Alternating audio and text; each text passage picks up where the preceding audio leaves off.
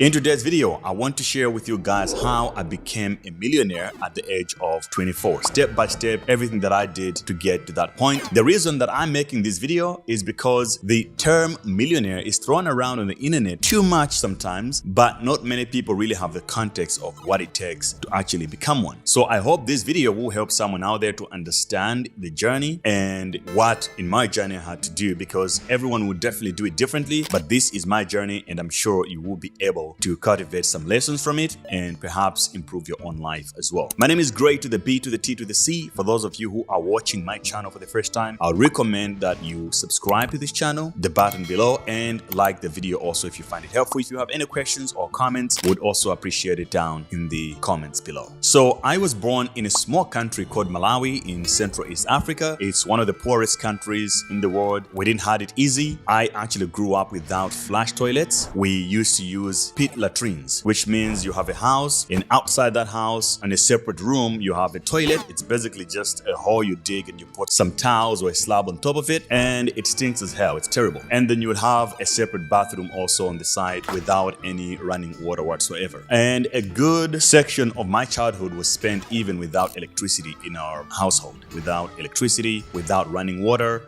basically survival. And I grew up going to school with children who didn't even have shoes at all. And this was all normal to us. PlayStations that you guys grew up with didn't have any of that. No internet. A lot of guys right now are growing up with internet in their homes. I didn't have that. And that was basically my journey. The first part of my life was spent living in that kind of life. In a ghetto, nothing special about it. Our parents made it clear to us. They repeated that education is the only way out. You had to get educated for you to get out of this poverty mess and change your life. Maybe you can get a good job. However, that was a little problematic for me because I wasn't even good at school. It's because I was not interested. I didn't understand why I should be doing it, or I should be studying every day. I should be reading books. I've never done any homework even once in my life. That's how I never really paid any attention to school. It was just like I was bad at it, just terrible. I had the brains, but I just couldn't get myself to do it. A lot of you guys can probably relate to that. It didn't have the meaning to me. Another route in the place that I grew up in was basically illegal route, right? So it was selling drugs, and in fact, some of my family members and friends went through that route. They were selling weed and other things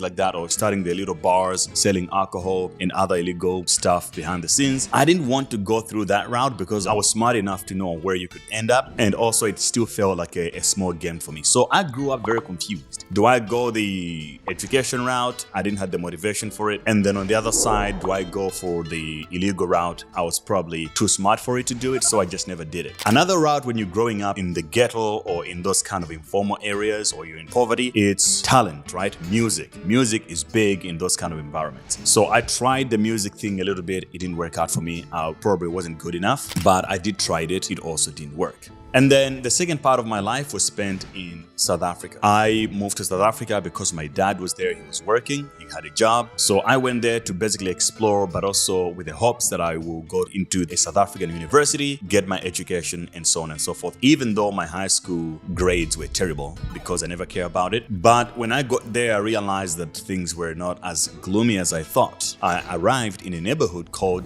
Delft. It's one of the most dangerous neighborhoods in South Africa. Terrible.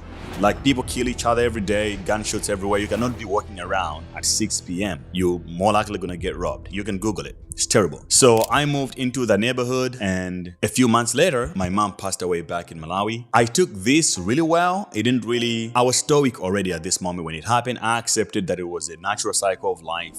There's life, there's death. I accepted it early. I was 18 years old, and I was thankful that I had spent 18 years of my life with my mother, and she contributed a lot in my life, especially my early development. She gave me a lot of responsibility, but I was feeling more sorry for my sisters who were very, very young. And I was like, wow, this is just terrible that they have to go through life now without a mother. But what hit me the most was the fact that I could not afford to go back to Malawi and attend her funeral. Why? I didn't have the money. So our whole family could only afford my dad to go to Malawi and attend the funeral. I couldn't. So I just had to accept the fact that, okay, my mother will get buried and I'm not even going to be there to pay my respect. That to me is what hit me hard. I think this was a defining moment for me. I was like, you know what? I would never, ever never allow myself to be broke ever again in my life. And then after the entire situation, my entire family, including my 2 sisters and my dad, moved to South Africa all together, and we were living in a 1-bedroom apartment, but split for all of us to be accommodated. So like we put a curtain, one side for girls and one side for guys. Basically, that's how bad it was. And then one day I woke up in the morning, nobody was in the house, and then I looked at myself in the mirror. I remember a broken mirror in the bathroom. We only had like a small section of it. I looked at myself and became honest. I looked at myself in a real way, had a talk to myself and be like, yo, you need to change your life. This is absolutely terrible. I had to come up with a system and I had to be real with myself. So I told myself that I'm not very educated. I don't really know much. I don't have any talent. I have no special skills. If I want to change my life, I need to change these 4 things. On top of that, I don't have any income and there is no easy way out of this. So I told myself, 1, I need to develop a skill and become so good at it. Number 2, I need to educate myself to develop myself as a person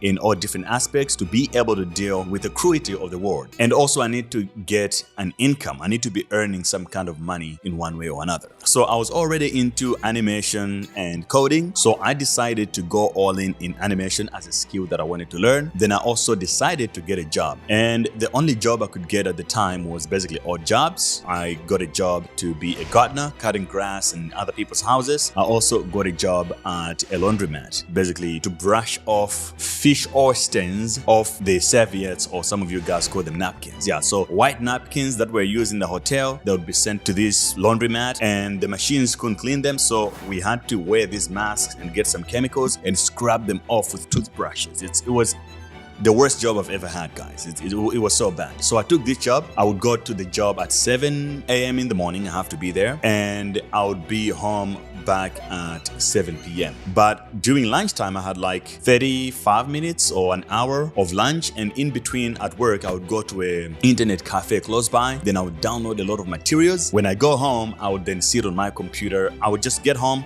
eat straight on my PC, learning how to do animation and write code and things like that. It was also at this moment where I read Rich Dad Poor Dad, because I was trying to get my money muscles on. Because before that I was reading, but I was more reading on things that I was interested in, like physics, computer science related stuff, or some comic books and all that stuff. But this moment I started getting into more personal development kind of books. Now, while I was working at this laundromat, I realized something new about myself. I realized that I was better than what I thought. Actually, I just didn't have the right confidence. To give you an example, there was a day where I was at the back scrubbing off the dirt like I was doing with a toothbrush, and I saw in the front of the laundromat there was someone who came, a client, basically a customer came through. He wanted to pick something up, and then I rushed in the front door to help him. I served him, right? Within a minute I served him quickly and he was gone, because I was like, yo, I'm trying to help the business, I'm trying to be helpful, I'm excited that I am contributing more to the employer. And then after that moment, the manager and the cashier of this place came to me and started screaming at me that, hey, who do you think you are that you can just walk from the back and then start collecting money in the front desk? You belong in there. I don't want to see you here again and all that stuff. And I was like, whoa, I just served the customer to make the business look good, that we're fast and we're efficient, and this guy is taking offense of that. This was also a very defining moment for me, because I realized at this point that I cannot tolerate this. I think this was my first encounter to office politics, right? Where you're doing the right thing. It's all about politics, not really about the work, and people feel insecure about you. And he was so surprised that I knew how to use the machine and all that and the computer to set up the bill without any training in the company. I feel like he felt threatened, but I didn't like it, and I was like, okay, I need to get out of this mess and actually get into other type of work that's better and that would pay me more. And that incident inspired me to go even harder on my lessons on animation, and I got so good that I started getting gigs. So I ended up quitting from this terrible job and became an animator, and I was getting gigs left and right, starting to get some money together, until I was able to get out of the hood. Throughout my life, I've been for a long time been embarrassed to say where I live, or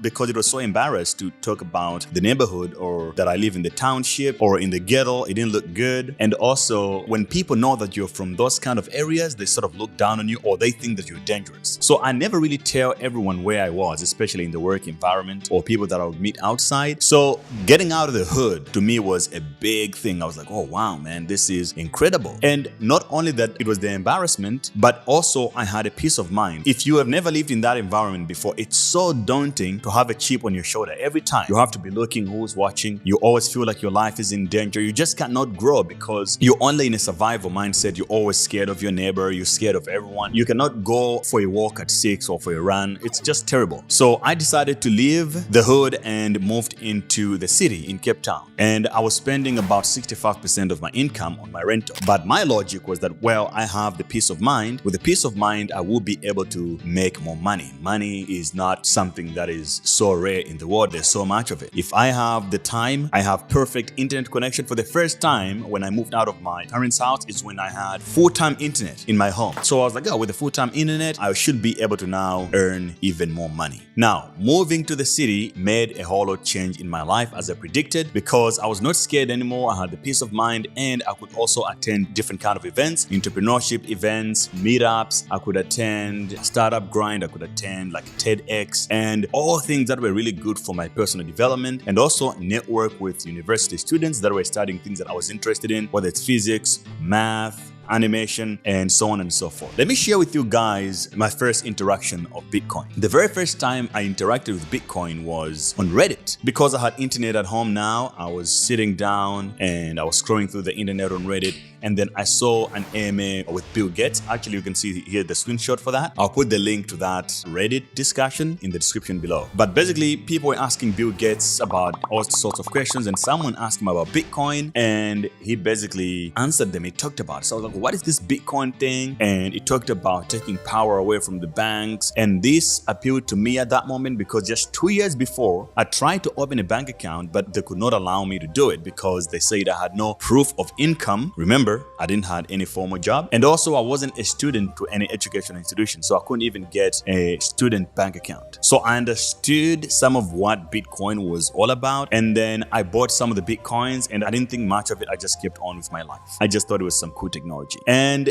eventually, when I was looking for more gigs to make money, I turned on to online to make a little bit of more money. And when online, it was like, okay, it's cool, you can make extra cash. But when people wanted to pay me, they actually liked my skills, they want to pay me. We always had a problem, and the problem was payments. How do we pay you? Where are you? I'm in Africa, in South Africa. Like, okay, look, how do we pay you? Oh, Western Union. These guys in Australia, in America didn't even know what that is, right? They're used to like PayPal. And in South Africa at the time, there was no PayPal integration with the banks and all that. So it wasn't even an option for me. So I kept losing jobs and opportunities because of ways to get paid, until I met a gentleman online who said, oh, I can pay you in Bitcoin. I was like, you can pay me in Bitcoin? Oh yeah, I know what Bitcoin is. I sort of had an idea, and I took up this job, and then these guys were paying me in Bitcoin to basically do very, very basic work. So I could still now, I had like 3 or 4 jobs at that moment. I would still do my normal gigs to earn local currency to live on, but I would still earn some Bitcoin doing these online jobs as well. And then I didn't do much with these Bitcoins, I was just keeping them. And then one day I decided to be like, okay, let me put some of these coins for sale. Because, you know, can I really cash out these things? Then I tried it, and then I realized that people were offering me lots of money, even a little bit more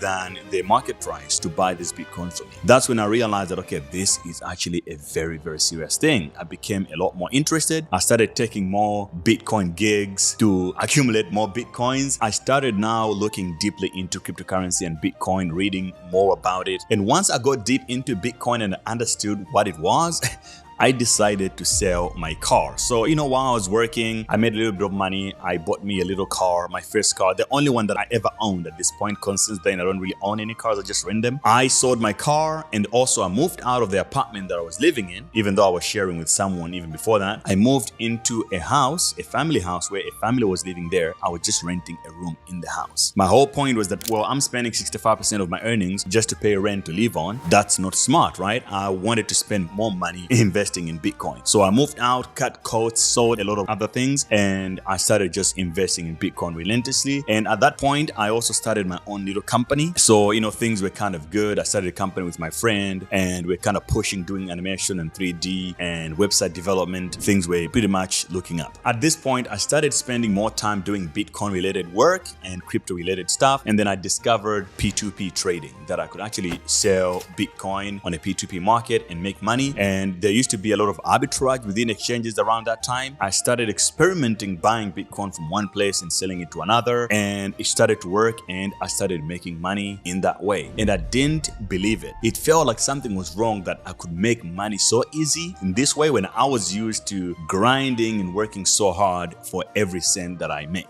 And this time around, I would just sit on my computer, trade, and make money. Trust me, even though I was making this amount of money at the time, I remember making $26,000 for the first time in 1 month. I still didn't believe that it was real. I was like, this thing maybe will stop, in a week or so because it doesn't feel right. And I still was holding on to my gigs and my business. So I had like now 4 jobs almost, because I felt like this whole trading thing was just gonna go away again and probably I'll lose all the money. So I still kept onto my jobs and all that, my gigs, because I wanted to make sure that this trading thing is for real. Eventually, I realized that actually it works. So I quit all my other jobs and I was just now full-time working on my P2P trading and also my arbitrage. And I also closed down my business because I was having a lot of headaches with my business partner, and I was like, God damn, like, why do I have to go through all this mess when at night I'm sitting at home making a few trades and I'm making so much money? So a lot of things started to fizzle down and to clear to me, be like, yo, some of these things aren't worth your time, Gray. And then I stopped doing it. And because of my deep involvement in the crypto space, I then identified other opportunities also a little bit early, like Ethereum. I invested Ethereum when it was worth nothing. I was also working for other people who were paying me in Ethereum. So I just started accumulating a bunch of coins and I just leave them on the side. And what changed my life big time also through this journey was I took a mentorship with these guys on Discord. By the way, these guys disappeared. They had so much Bitcoin and they kept saying that, when this thing ever hit 10,000, we're going to disappear, right?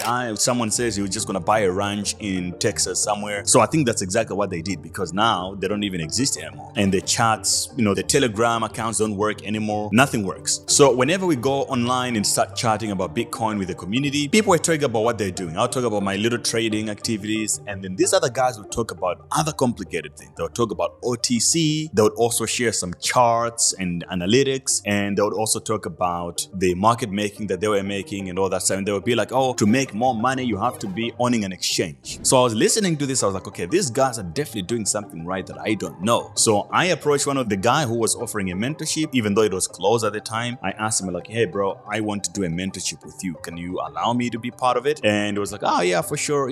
Someone else dropped out, so I might just add you to it. So he added me to his mentorship, and that's where I learned a lot. I learned about arbitrage, which I was doing already, but I learned international arbitrage because it had more margins. I also learned how to handle massive trades like OTC, how to structure the contracts, to do KYC and all the other legal frameworks that you have to pay attention to. And most importantly, he's the one who taught me how to read charts and to take advantage of volatility in the market, because my strategy was buy and hold, which is perfectly fine, but like trading in a volatile market actually helps a lot. And then end of 2017 came through. Things were really good for me. All the investments that I was making in Ethereum and all other altcoins really went crazy. And at that moment, I couldn't even believe it myself that you can make money that quickly, right? From like just a few years ago, I was completely broke and I couldn't even attend my own mother's funeral. And then suddenly I've made so much money. What's funny is that even my family could not understand what I was doing. Every time was Bitcoin, Bitcoin this, Bitcoin that. And they actually thought I was doing something illegal. And I even started now doubting myself that, is everything all right? Did I do something wrong? Is this real? Am I supposed to be making money? Because when you're coming from a poor background, sometimes you look upon, you feel guilty for making money. Just like you see it right now in the media where people hate billionaires because they just don't see themselves there, or they just don't think that it's the right thing to make money, right? So I had to deal with this kind of imposter syndrome, so to speak, where like, okay, is this right? Is making money illegal? I actually thought that it was illegal maybe. Obviously, I didn't even tell my parents or my family how much money I was really making. I was making a lot of money, but I would just keep it on the low for a long time because I just didn't want any unnecessary attention, and on and on and on. And it also allowed me to build, because in 2018, I started building my crypto exchange as well. And that also accelerated my trading volumes. I was now trading with a lot more volume and much more frequency. And then it was in 2018 where I was actually a millionaire. It wasn't one day where like, oh, suddenly today I'm a millionaire. It's just like I was so busy in the grind doing all these different things. And then you just realize eventually, oh, wow, I actually have a lot of money. Oh, Oh, actually, it's more than $1 million now. Okay, cool. Yeah, let's keep working. It never stops. And then it was also in 2018 where I launched Crypto University because I now had capital to basically deploy onto building other companies. For the first time, I could now hire people and actually to build a company or companies to start doing real things in the world. So I saw the problem at the time, even now, that people didn't have a single platform where they can learn how to get into cryptocurrency and take advantage of it, how to make money, how to trade, and how to do different things. So I basically created the learning platform cryptouniversity.network and allowed people worldwide to start learning. Now, to this day, we have more than 40,000 students in it. It's a great business. So basically, that is my story of how I became a millionaire at the age of 24 years old, thanks to cryptocurrency, thanks for my grind, thanks for the grit. If you can learn anything from this, is the story that it doesn't matter where you start from. It only matters where you end up. There are no excuses of where you're from and where you start off from or how much money you have. A lot of people would rather become a victim of their own circumstances, but you can change it up completely if you want to. You just have to believe in yourself and take some of the negatives that life gives you and turn them positively. For example, because I was born in a place, or I grew up in a place that is perceived terrible and inferior, I just used to feel bad about myself. I didn't have confidence and all that. But the more I started interacting with people in the world, I realized that they didn't have a certain characteristic that I had, that I already had developed naturally because of growing up in those circumstances. I can tolerate pressure much more. I can deal with difficult individuals. I'm not scared of confrontation, and I can be myself more. I'm not too perfect, which gives me an edge in business in today's economy, right? And I started embracing those things, and then that's how I also gained my own confidence. So, it doesn't matter where you are. You have to look at your situation and be like, hey, what are the positives of what I have right now? And then you also have to channel down, be extra careful to look at whatever you're going through in a much more real way and call things out if they're not really good. If you're in a place where negativity is the way to go, everybody's selling drugs and stuff, you know that it's bad, but you do it anyway because of peer pressure, well, you're going to end up in a terrible, terrible direction. People say that, success is a very lonely thing to go through, or it's lonely at the top. People say cliche things like that. It's actually true. Throughout my journey, like all I've done since that time, since I started grinding, has been work. To this day, I work every single day of the week. My life is actually more complicated now than it was before I had money, right? Back then it used to be simple, but now so many things to manage. It's a mess. But which one would I prefer? Would I prefer to be using a pit latrine somewhere in Malawi, or would I prefer to be in the Delft township in South Africa at the moment, still dealing with fear of violence and other people killing each other? Or would I prefer the stress that I have now to be a millionaire, but to have the peace of mind and to be able to contribute to the world positively? I hope you enjoyed this video. If you did, I would appreciate it if you share it with your friends, and also drop a like and a comment for the YouTube algorithm. See you guys in the next video. Peace out.